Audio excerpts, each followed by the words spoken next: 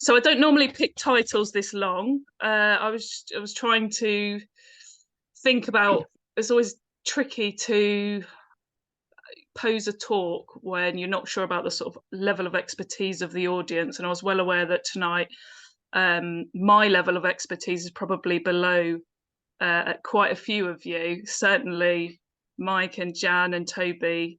You've got fantastic knowledge. So I've just tried to do a summary of what we do as Devon Wildlife Trust in terms of marine conservation, some of the amazing finds we've had at Wembury this season, and the main focus will be on Shoresearch, which is how we've linked to the Shores of South Devon, and I'm hoping that we've got the start of a really great relationship between our two organisations now, and as well as Coastwise North Devon as well. So it's great that Jan and Muriel are here.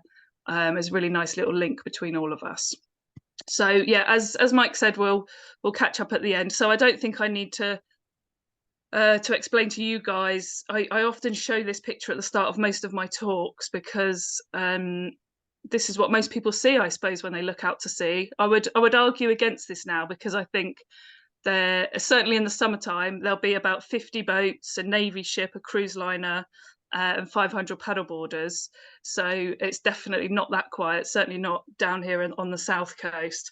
But the average person, the average citizen of Devon, if they go to the beach, this will be the first thing that they see. Not many people know that over half of Devon's wildlife lives in its seas. And it's important that we say seas in Devon. We're the only county that can get away with that, because technically we do have 2 seas, 2 coastlines. And I just think it's amazing that over half of our wildlife lives in the sea. I didn't know that before I joined DWT. I don't know who's counted it all. And I would imagine that they've still not counted all of the wildlife in the seas, because there's still so much to discover, as lots of us know. I'm sure you'll recognise quite a lot of the photos I'm going to use this evening. The really, really good ones are Paul Naylor's or Keith Hiscock's. Some of the less good ones will be mine. And we've got some other good ones from my team at Wembury of staff and volunteers. So I've hopefully acknowledged people on the right slides. So what do we do as Devon Wildlife Trust in terms of marine conservation? I know historically we had an actual marine team, but I think there's definitely a public perception that we don't do as much as Cornwall Wildlife Trust, and that's definitely true at the moment. But in the late 90s, early 2000s, we did have a dedicated marine conservation team, which for one reason or another dwindled, I suppose, over time. Projects went in different directions. Funding has always been an issue. So part of my talk tonight is to show that we are doing as much as we can, I suppose, and I wanted to just highlight some of those things. So we'll talk about the visitor centre at Wembury, the education work that we do, public engagement, and then as I said, the main focus is on our citizen science work. But I also want to mention our marine advocacy work, because that's quite a lot of the behind the scenes work that perhaps people don't see so much of. So hopefully you've all been to Wembury before, and to Wembury Marine Centre. If you haven't, then you've got about 3 weeks to come down and visit us before we close for the winter. The centre closes at the end of September, but the wonderful beach and rock pools stay open all year, which is fabulous.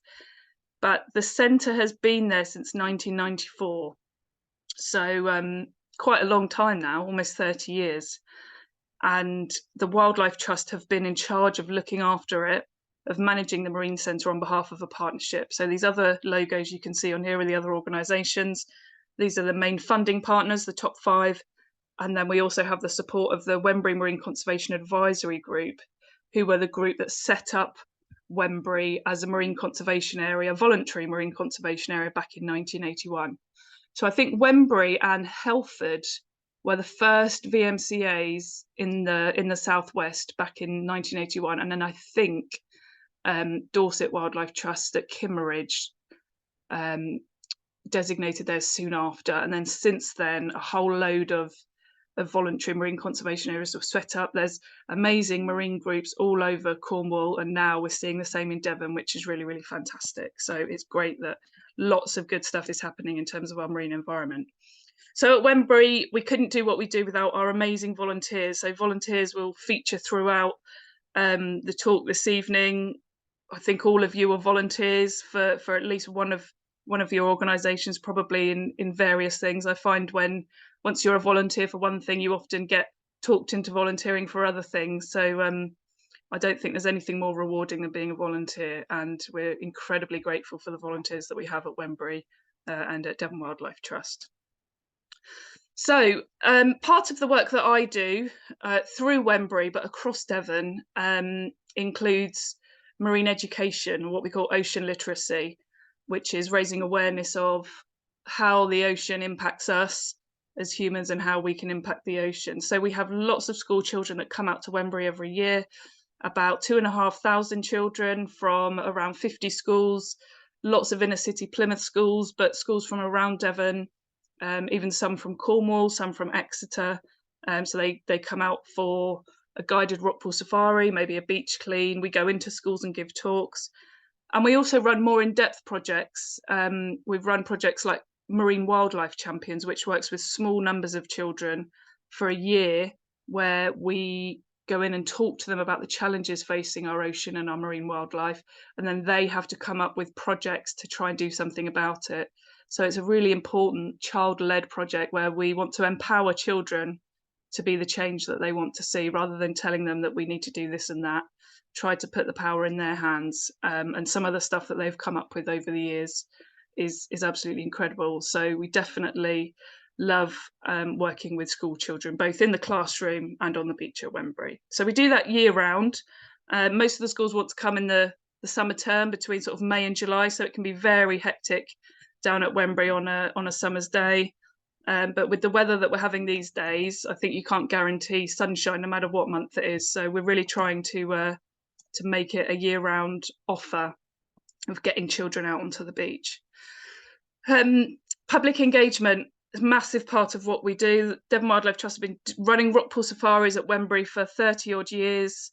Again, I'm sure many of you might have been to one before or known someone who's volunteered here. It's a big part of what we do. So from the start of the Easter holidays through the half terms, through the summer holidays, we do lots of public engagement events. Rockpool safaris has always been our bread and butter, but in more recent years we've expanded to do snorkel safaris, which is one of my favourite activities to run. It's a really nice way of allowing people to experience the underwater world, see it in a completely new light without disturbing it in any way. I think we have to acknowledge when we do rock pooling, we are having an impact. And what I love about snorkeling is if done correctly, we can just observe marine life, you know, how it should be. And the way that the seaweed comes alive under the water is just incredible. And we get great feedback from people as well.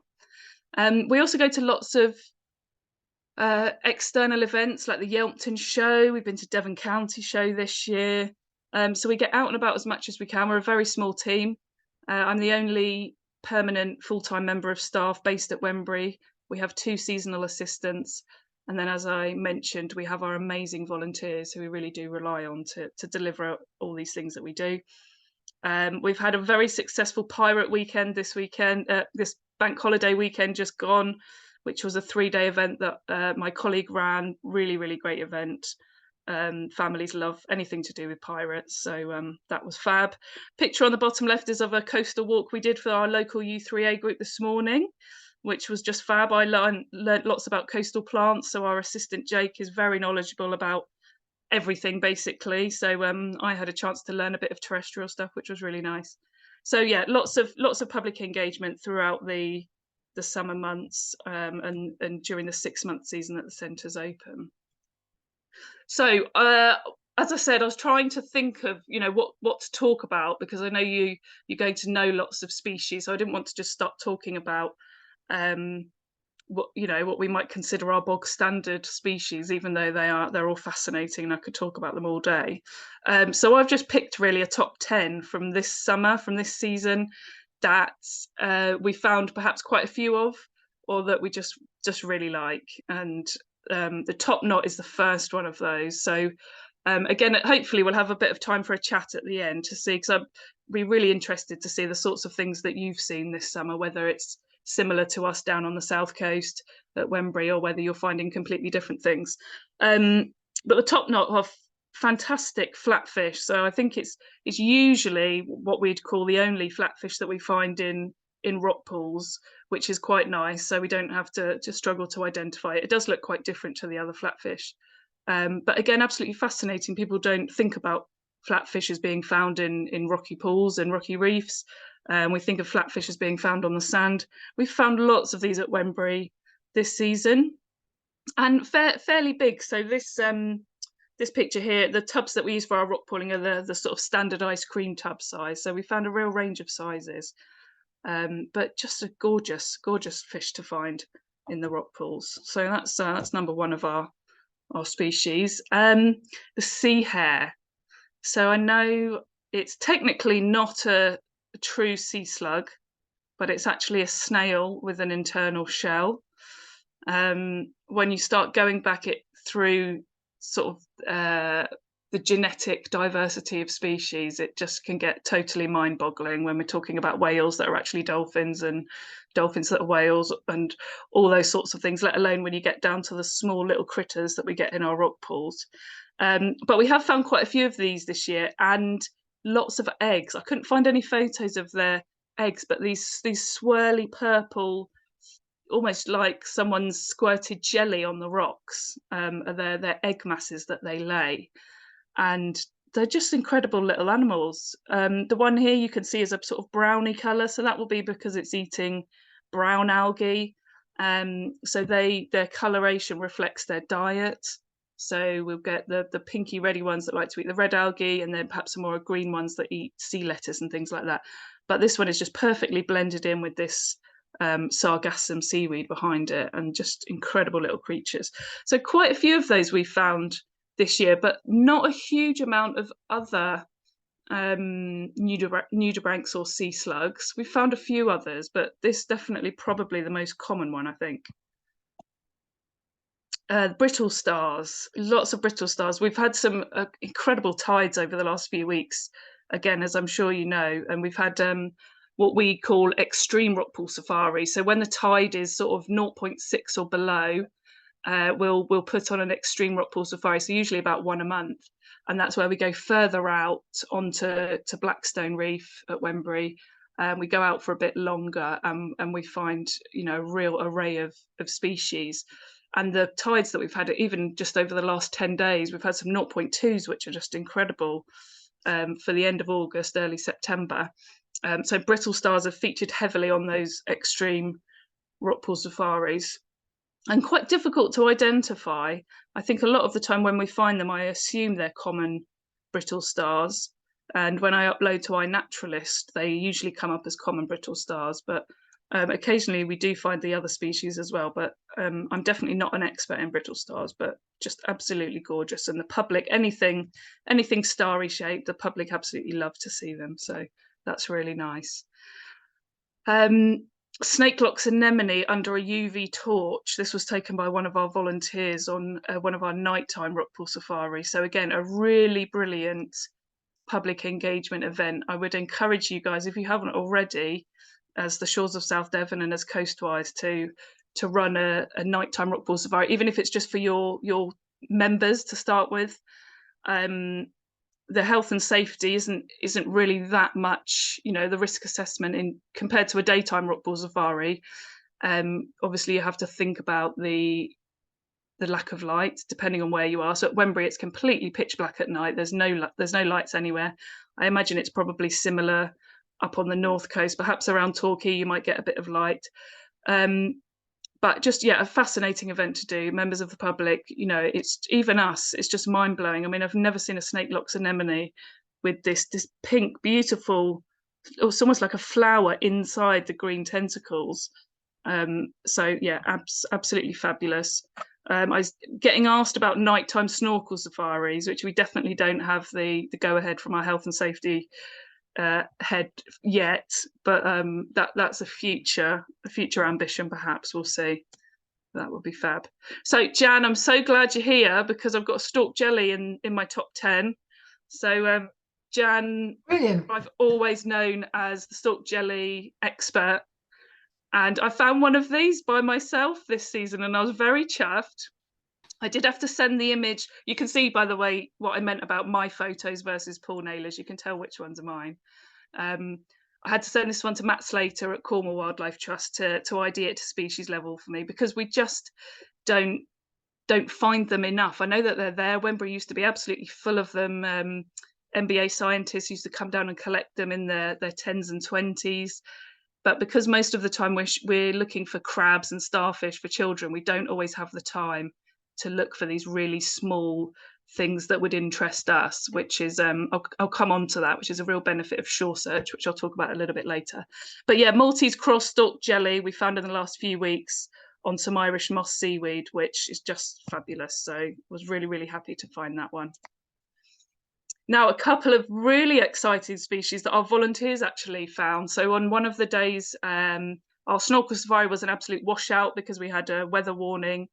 And so we decided to just do a bit of volunteer training, sort of snorkel training in a large rock pool, which wasn't getting battered by waves. And one of our volunteer team found this amazing candy striped flatworm.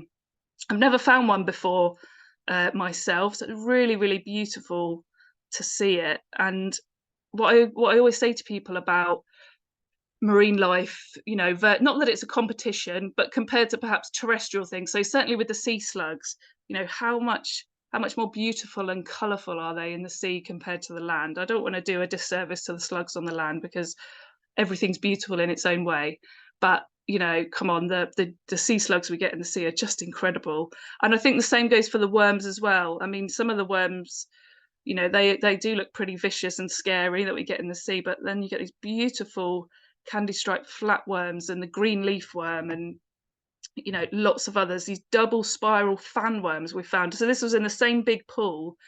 We found fan worms. Again, hadn't found these rock pooling before, only snorkeling, because we get them right down on the lower shore, but this big clump of them, absolutely stunning. So yeah, really lovely finds this summer in particular. And we found a few lobsters rock pooling. Again, that's not very common. Previously, we'd only found a couple, and this, I did wonder if this picture had been enhanced. This was taken by one of our volunteers, but looking at the sawtoothed wrack behind it and the other seaweeds, I don't think it has been enhanced, because those colours look like they should. And so this is a really blue, beautiful common lobster, European lobster, that they always turn up on the days I'm not working, which is really annoying, because they are one of my favourite marine animals. I absolutely love the lobsters. So some really great finds. And we've actually found, and we've had reports of quite a few young ones this year. So smaller lobsters. This one was sort of medium sized, I think. But we found a few small ones snorkeling, and had a few reports of young ones. So it seems like it's been a good year for lobsters, fingers crossed. Although at Wembury, the pots are definitely out there to catch them, which is a bit of a shame.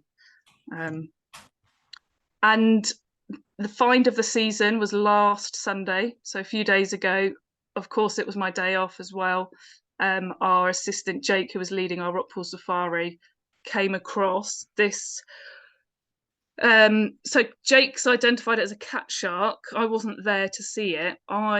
I'm still not sure if it's a cat shark or a nurse hound. To me, it looks a bit more like a nurse hound, but I don't see sharks enough. And you never see them side by side, the two species.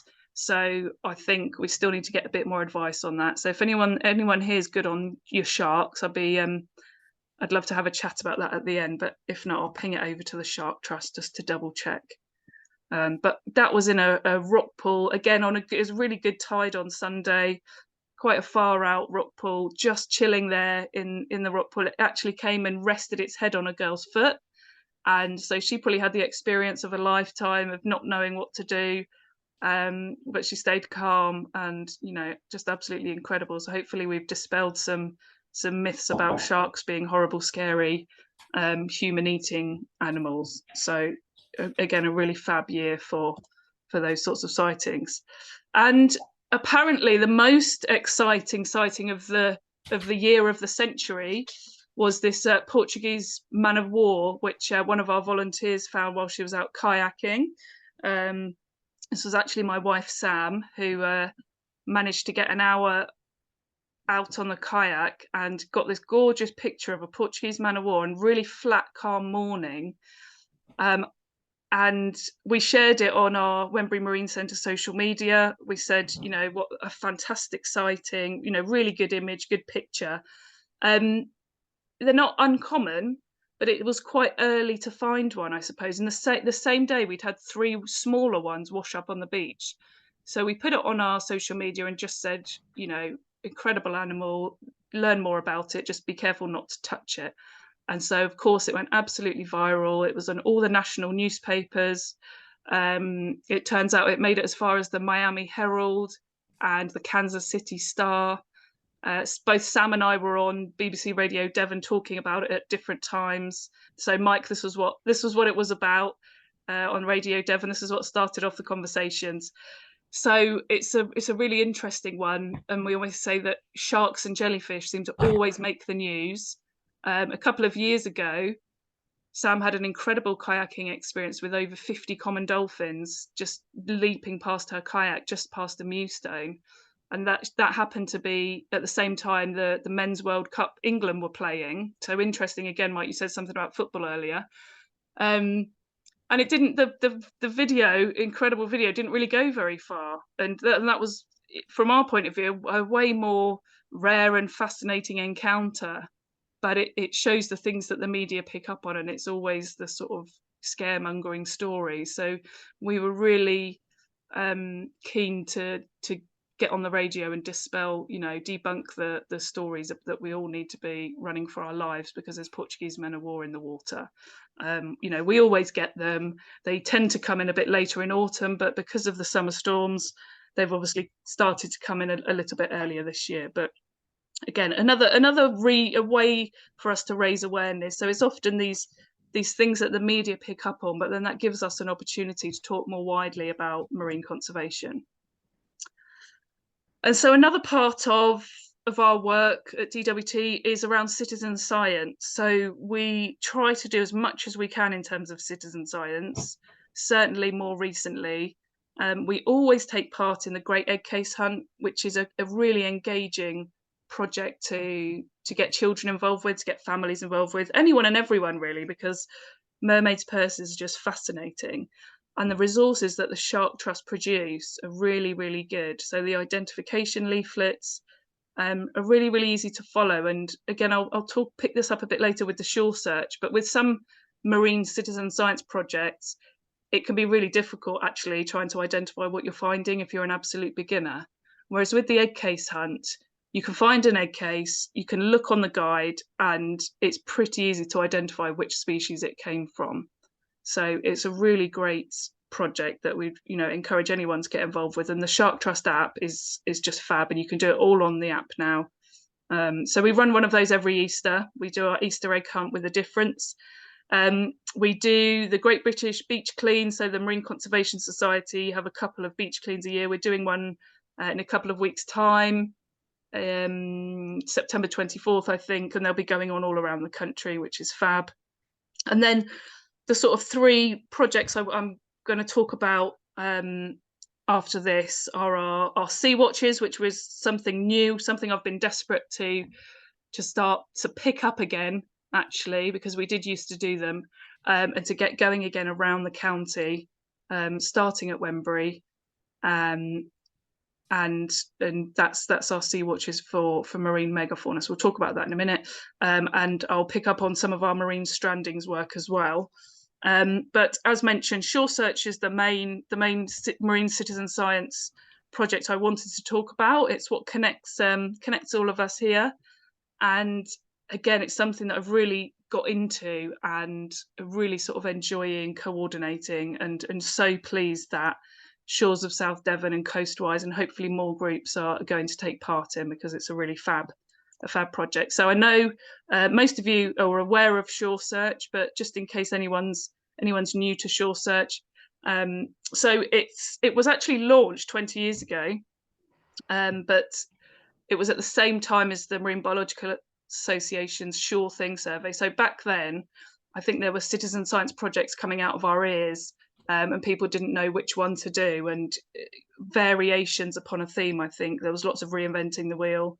But at the end of the day, whatever citizen science project you're doing, I think is valuable. And as long as the data is going somewhere important, then that's all that matters.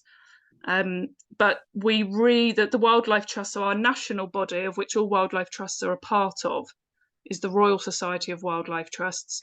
So they act on behalf of all wildlife trusts when it comes to high level policy in terms of marine conservation, when it comes to national citizen science projects. So they relaunched Shoresearch. They had some funding to develop resources, and felt it was really important that we get proper records of what's going on in our intertidal marine environment and getting that data into a central portal.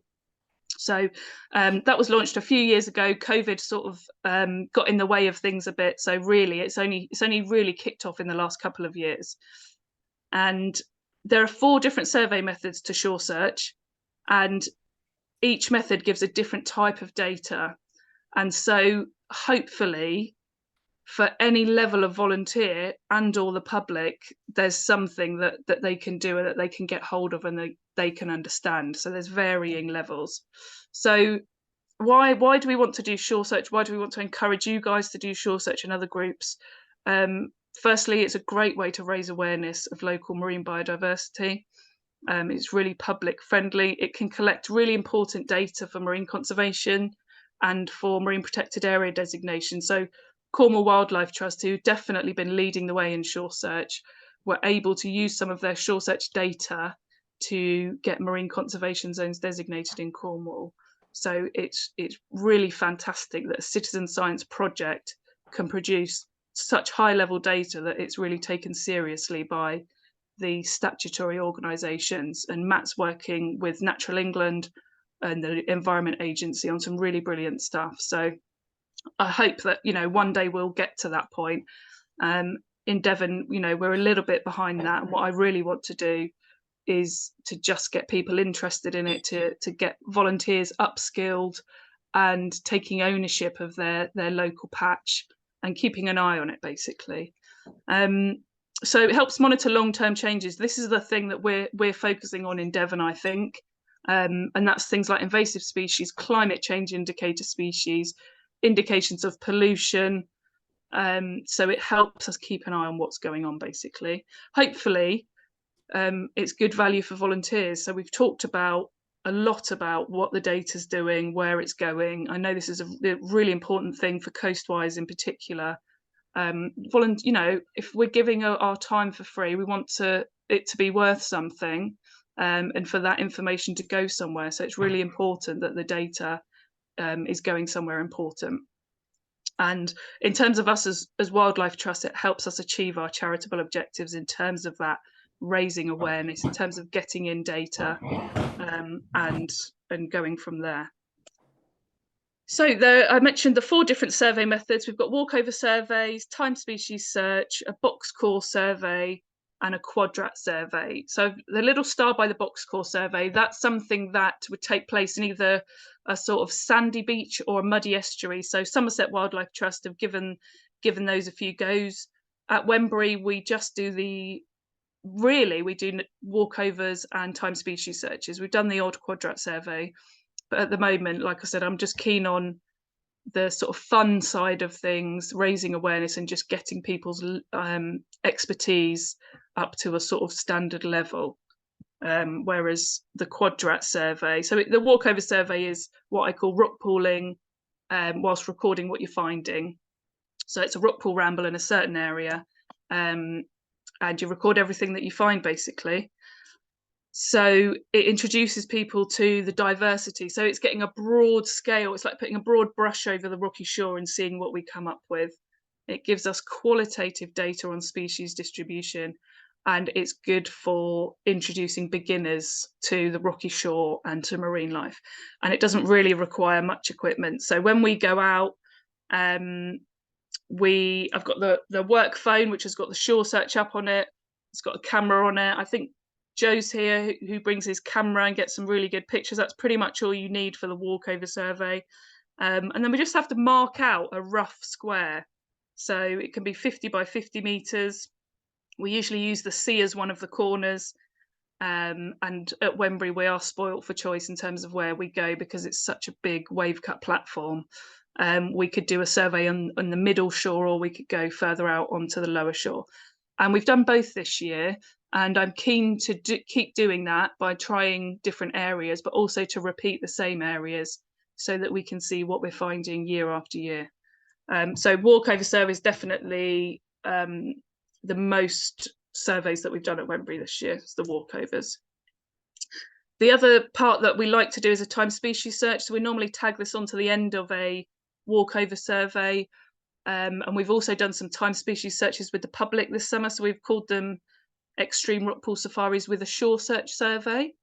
Really interestingly, though, they have not had half as many bookings as just the Extreme Rockpool Safari. So I think I need to think about how we advertise them, because even though people are technically getting more for their money, I think the term survey maybe puts them off a bit. So it's quite interesting psychology and thinking about how you market things and how you label things. But when we've done the time species searches, it's actually been really good. We had a load of kids hunting for things last week. Some of them successful, some of them not so much, but actually it worked really well. So the time species search is just a presence or absence survey for a limited time, and it's looking for climate indicators, non-native invasive species, and then native species that might be changing their distribution. So these could be what we would native species we would consider as colder water species that might be disappearing because the waters are getting warmer, or they might be disappearing because of overfishing or pollution, things like that. So it's a 10-minute search for up to 4 species. We don't give people more than 3 species. It's usually 2 or 3, so it's either a 20-minute or a 30-minute search. And it's really important to highlight that absence is as important as presence, because if we're giving someone a Chinese mitten crab species card, we're hoping that they're not going to find it. So it's really important. Again, so that's quite an easy way to engage people, really easy to fill in the recording form, and quite rewarding, really, in that, you know, it's just simple. We've given some good data, and it doesn't take too long. So it's a nice little thing to do. So the biodiversity quadrat survey, Cornwall Wildlife Trust and Somerset focus quite a lot on this. They're really keen on you know, getting really down and dirty with what's there on the shore. So you have these quadrats in various random locations down the shore, and you identify everything that's found within that quadrat. So it's a bit more time consuming. You need a bit of a higher level of knowledge and expertise, or at least someone in each group who knows what they're looking at and identifying. But you do get that more robust data at the end of it. So, you know, really reliable data that could be potentially used by someone like Natural England or the Environment Agency. So again, the reason for developing these different survey methods is hopefully it means that there's something for everyone. I'm sure some of you just would love to rock pool. Some of you like to really look at everything that you're finding. So the quadrat survey might benefit. So it's just about trying out these different survey methods, seeing what the group's like, and then just rolling with it. So box core survey, we haven't done one of these, as I mentioned. So it's like a soft sediment survey, so either on mud or sand. You need either some good ID guides or good knowledge of what we call infaunal species. So these are species living within the mud or sand, things like lugworms, crustaceans, mollusks, and you get this core from the sediment, and then you identify what you're finding in it. So it's I'd like to give it a go somewhere one day. I think North Devon coast has probably got quite a few sites that we could do a box score survey on. It'd be good to practice. And so I just wanted to sort of highlight some things that we've noticed this year through doing Shoresearch, mostly linking to the time species search, but also just some of the general observations that we found whilst doing the walkover surveys. And again, I'd be really interested to hear how your surveys have gone around the coast and whether you're finding the same sorts of things or not. So invasive species definitely on the rise. Pacific oysters. So I know they've been around for a while. Wembury is situated right next to the Yelm estuary, and the Yelm is absolutely riddled with Pacific oysters. The Yelm was involved in a project with South Devon AONB, Cornwall Wildlife Trust, and Natural England, where volunteer groups were out on the shore, actually monitoring them and actually trying to get rid of them. And they did hundreds of hours on the Yelm, and it's basically not made a dent in the number of oysters that are there. But for some reason at Wembury, we haven't had the same situation. So I know Pacific oysters tend to do better in the estuary environment anyway, but so Wembury was quite clear. And then you get to Mountbatten, which is between the Yelm and Plymouth, and Mountbatten's got loads of them. Plymouth starting to get loads in all of the man-made surfaces and the marinas and things. But as I said, Wembury it doesn't have many, but what I have started noticing this year is quite a few small juvenile Pacific oysters. And I think it's through doing Shoresearch, it's made me get my eye in a bit more to actually notice them. And it is a bit of a worry, because once they're there and they're actually cemented onto the bedrock, even if they were removed or bashed, for want of a better word, which is what they did in that culling project with a hammer,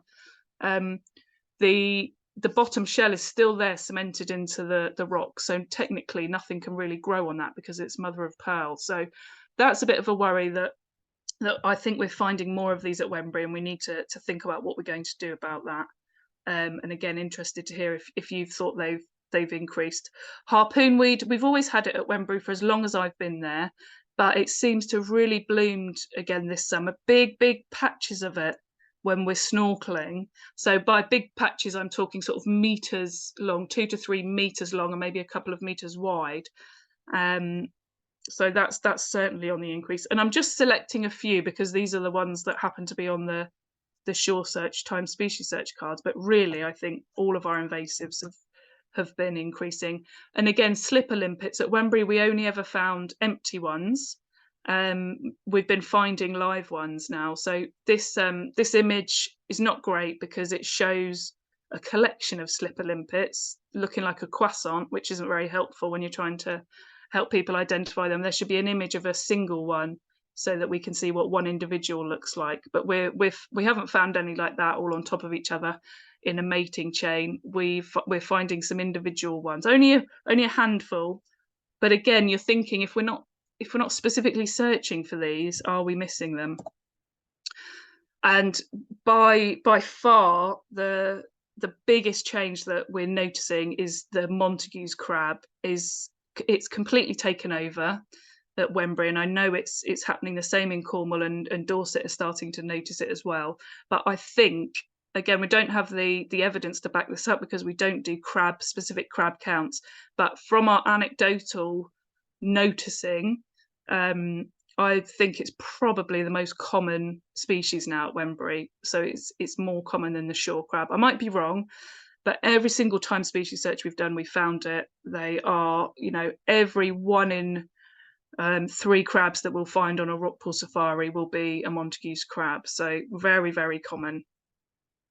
And that's a climate change indicator. So when we're talking about climate change indicators, we mean species that tend to prefer warmer waters. So these would be Mediterranean species that are now going to become more common in the UK. We've potentially always had them, or we've had them for a while. So they're not the same as invasive species, but they're going to become more common as our waters get warmer. And another one of those is the St. Piran's hermit crab. So these have gone absolutely mad at Wembury. And Mike and I were just chatting at the start about a PhD researcher who's doing some research into these in relation to climate change and in relation to the common hermit crab. And they are certainly at Wembury, and at the other sites that she's studying, the St. Piran's hermit crab has completely taken over. So 10 years ago, I think it was about 10 years ago when they reappeared in Cornwall. So this was another one that did actually make the news, which was really good. But they were used to be here. They disappeared in the 80s. various theories as to what sort of happened, but the scientists stopped finding them. And then about 10 years ago, the first one was found again in Cornwall, and it went to a public vote and it got the name St. Piran's hermit crab. It's also known as the Mediterranean hermit crab. So if we want to be patriotic here in Devon, we can call it the Mediterranean. But they've gone absolutely mad. So they seem to bloom in these little localized areas. So if we find a couple in a big rock pool a few years ago, now you find about 20 or 30 in the same pool. They've just absolutely gone mad, and it's quite concerning that they will outcompete the common hermit crab. But as you can see, they're striking creatures, and certainly something that we've noticed, and Shoresearch is obviously helping us to back up what we're thinking. So we're getting those records in. Snake locks anemones, again, we've always had these, but they're just everywhere now. So we're finding them, the green variety, the pinky brownie variety, really, really common. And again, I'd be interested to hear if you're finding an increase in those as well.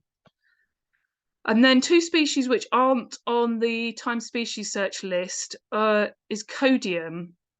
So codium has a native green sea fingers. They've got lots of common names. Green sea fingers, velvet horn, I think, as well. There was a native species and a non-native species, and the only way you could tell the difference is I think by using a microscope, or if you're extremely skilled. But I think I'm noticing a lot more of it now, and I'm assuming that it's the invasive species. And so I'm just chucking in a couple that aren't on the Shoresearch list. So the invasive species codium we're finding lots of, and the climate change indicator, the cushion star. Again, you can't turn over a rock at Wembury usually without finding one of these, which is lovely for public engagement. But I think a real signal that now that climate change really is here. The waters really are warming.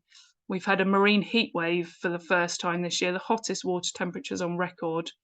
Lots of reports of other warmer water species like triggerfish. Paul Naylor was mentioning about variable blennies, which are more of a Mediterranean species. So I think when it comes to these conversations about climate change and invasive species, Shoresearch is helping us to back up a bit of what we want to say. It's giving us that sort of evidence that we need to, it's not all to do with climate change.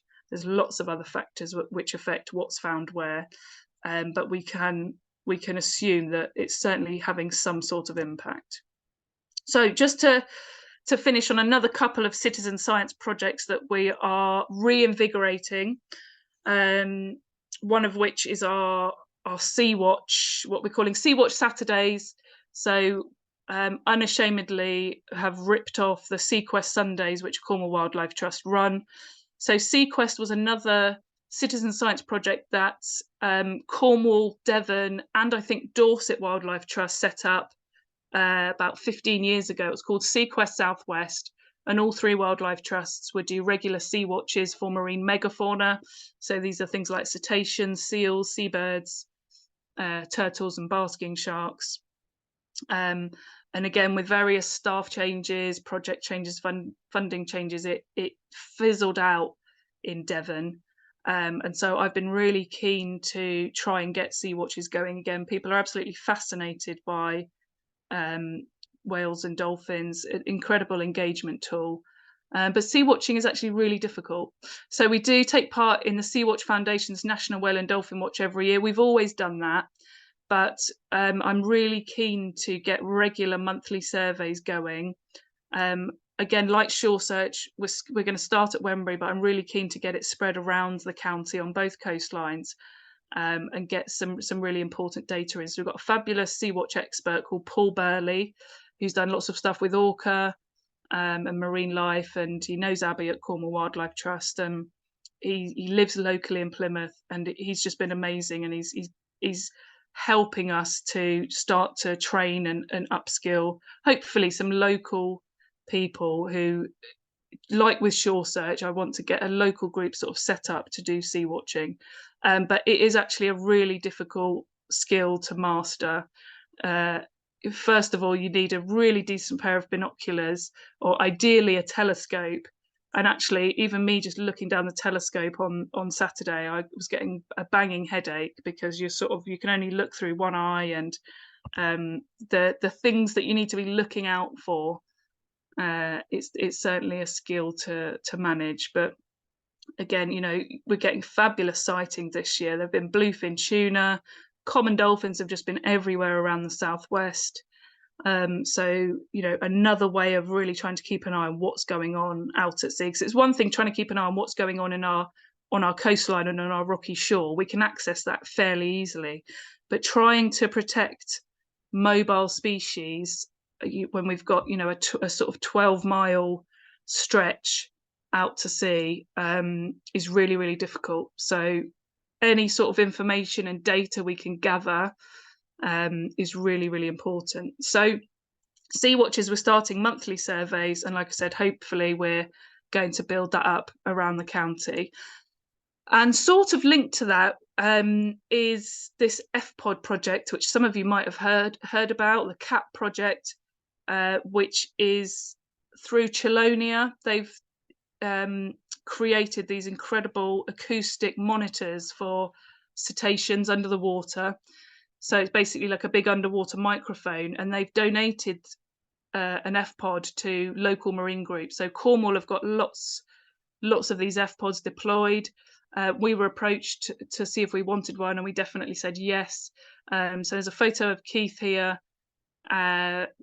after it was collected from HMS Coronation, which is where it first went. Turns out the University of Plymouth were also donated one, and theirs was on the same wreck. So we've had to remove ours, and we're still trying to get it a bit closer to Wembury, ideally within the marine conservation area. But it's proving tricky, because it needs to be attached to something solid and sturdy. So there's various things that we need to work out for that. But what we're hoping is, when we get this data, and it can detect porpoises, and it can detect dolphins. It can't detect individual species of dolphins yet, and it can also detect human activity. So it detects sonar. So what we're hoping to do is, when we learn how to analyze the data, when we get some data, compare that with the Sea Watches that we're doing, to try and get more of a picture of what's going on. And certainly around here, around Plymouth, there's lots of boat activity, there's naval activity. Is that affecting what the marine mammals are doing? So it's all really exciting stuff, basically. And this is all citizen science stuff, because there's no funding behind it. So really trying to just mobilize people and their interest and enthusiasm to make these things happen, basically. And we're so grateful to people like Keith and Paul Naylor and the Marine Conservation Area Advisory Group, who do a lot of this stuff in their own time. So fingers crossed. And then something which is very important to me, close to my heart, is the Marine Strandings Network. Again, this is another Southwest project that has been going for quite a long time. I think it's been going for over 20 years. Cornwall Wildlife Trust have got an amazing army of volunteers around the coastline who are trained to go and record dead marine strandings. So sadly, when dolphins, porpoises, sharks, seabirds wash up on the beach, volunteers get called out and they go and record them. They take photos, they take measurements, they get as much information as they can from that individual. If it's freshly washed up, hopefully it can be taken for a post-mortem, which is the only way you can really ascertain what's caused the death of an animal. But as bycatch, so accidental capture in fishing gear, is one of the biggest killers of common dolphins and harbour porpoises here in the southwest. And you can see signs of bycatch through these observations. So it's really vital information that we can get for a really unfortunate situation, basically. So in Devon, we've had a handful, and I mean literally a handful of volunteers. Until recently, Dave Jenkins was the only person on the north coast of Devon who was part of this volunteer network. And so I've been really trying to invigorate it, to get some more volunteers going, and to just kick off the Devon Marine Strandings Network again. So Abbey and Cornwall have been fantastic in basically giving us their resources, giving us lots of support. And I applied for a small amount of funding from Sea Changers to get this leaflet developed. So this is hot off the press. We've got a new leaflet with all the contact details for Devon, what to do also if you do find a live marine animal that might be in distress, and that's to call a separate organisation, which is British Divers Marine Life Rescue. But we've got 2 training days coming up in October for both South Coast residents and North Coast residents. So you need to live in Devon and you need to be willing to travel to your local beach or beaches to monitor and record these marine strandings. So all the data that we create through this network goes to the Cetacean Strandings Investigation Programme, who are based at the Zoological Society in London, and then they do the real sort of hardcore science. They do the postmortems, and that is what feeds into the conservation of these species. So really, really important thing for us to be doing, and something I'm really, really keen to develop. So if anyone's interested in marine strandings, we've got training sessions, or you can get in touch with me for more information. And then just to finish up, I mentioned our advocacy work. The Wildlife Trust really have been the leader in campaigning for marine conservation zones. So I know that the process is all finished with now, but for 30 odd years, the Wildlife Trust campaigned really, really hard to get marine conservation zones designated.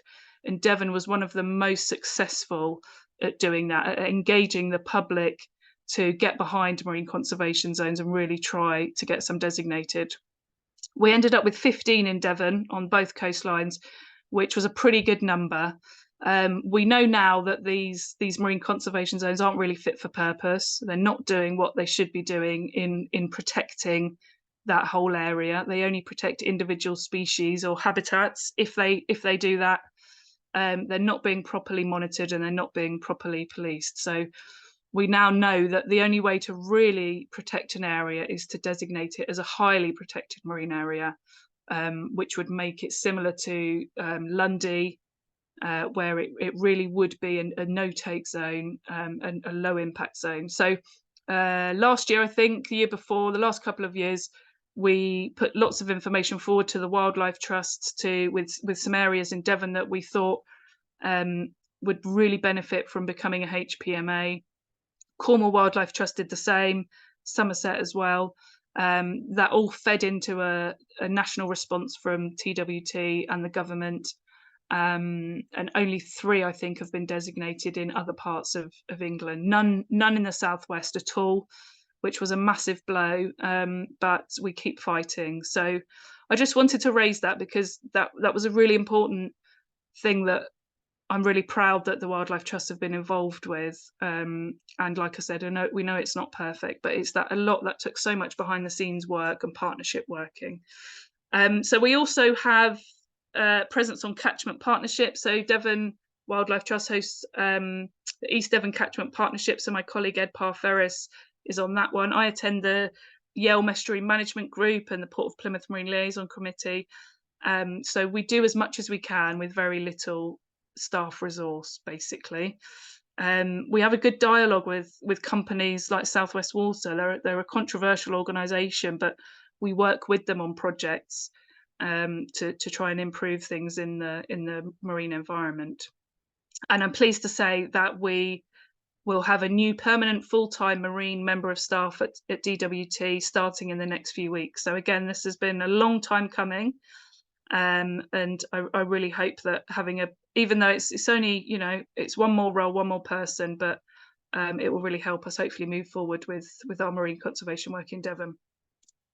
Okay, so just to finish up, how can you help? So we always follow the Seashore Code. I didn't talk too much about that. That's just basic rock pooling best practice. Always follow the Seashore Code when we go down to the shore. Supporting highly protected marine areas. I don't know what the next plan of action is. As I said, it was a big blow not to get any areas in the southwest designated, but only a handful in the whole country were going to be designated as pilot sites. So these are pilot sites, and we hope that there in future will be more sites designated. But we will be campaigning for better protection, whether it's in the form of HPMAs or a different acronym. We'll certainly be doing that, so watch this space. Guardianship via voluntary codes of conduct. So again, the Marine Conservation Area at Wembury, Paul in particular, worked really hard on this code of conduct. It looks very wordy, and that was pages and pages of information that have been dwindled down into one A4, which is probably still too much. But this is something we're trying to get across to people. It was a stakeholder process, so everyone could have their say. We have a lot of spearfishing going on at Wembury. It's something we really try to discourage, but it's really hard. This is a voluntary code of conduct. But we really want to engage the local community to, you know, like the logo says, enjoy, protect, and inspire. So, you know, encourage all of you via your local areas to, you know, even if you don't have an official code of conduct, to just spread those messages. Taking part in citizen science, hopefully I've flown the flag for citizen science. It's great fun. It's really valuable, really worthwhile. So do find out where your nearest Shoresearch or Sea-Watch survey is happening. And as you can see, I use this slide in all my talks. So join us at Devon Wildlife Trust as a member or volunteer, coastwise if you're around North Devon, and of course the lovely shores of South Devon as well. Okay.